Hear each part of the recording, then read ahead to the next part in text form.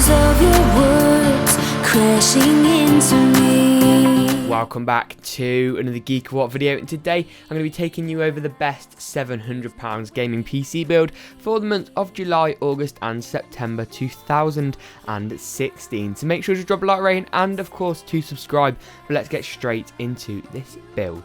Now, as with any build, I always get asked, James, how will this build perform?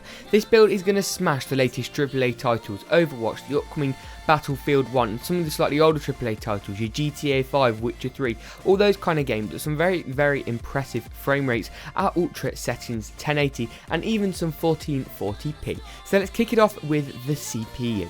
The CPU I chose is Intel's Core i5-6500. It's a quad-core CPU and comes clocked at a healthy 3.2 GHz. This chip isn't overclockable due to the fact it hasn't got a K on the end, but overclocking doesn't warrant the best price to performance ratio anyway. For the motherboard, the MSI H110M-ProVD is a really solid board. It looks nice, it's like quite a muted black colour scheme, so it's going to go with any kind of colour accent that you apply. It's also got enough room for our RAM, so a load of SATA 3 6GB/s ports, and of course PCIe 3.0x16 for our graphics card. For RAM, one 8GB DIMM of Crucial's Ballistix Sport comes clocked at 2400 MHz DDR4. It's got a really nice simple heat spreader on, and you could go with something a bit more fancy, but this is cheap, great value, and clock speeds for gaming don't really matter. It isn't the lowest, nor is it the highest clocked RAM you can buy. For storage, it was an easy one. I needed a hard drive and an SSD, and what better SSD than Samsung's 850 EVO. Their 850 Pro costs around double the price of this drive and is simply like it's unnecessary. You really don't need it.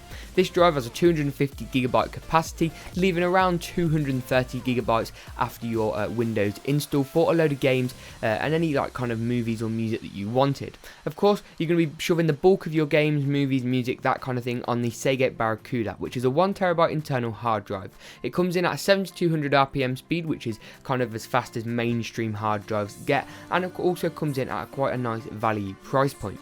For the video card, Sapphire's Radeon RX 480 has an 8GB frame buffer. It's a really incredible card and easily one of AMD's best releases in the past 5 years. It's going to smash the latest AAA titles, and whilst the pricing on this at the moment is a bit up and down, it is a little bit volatile.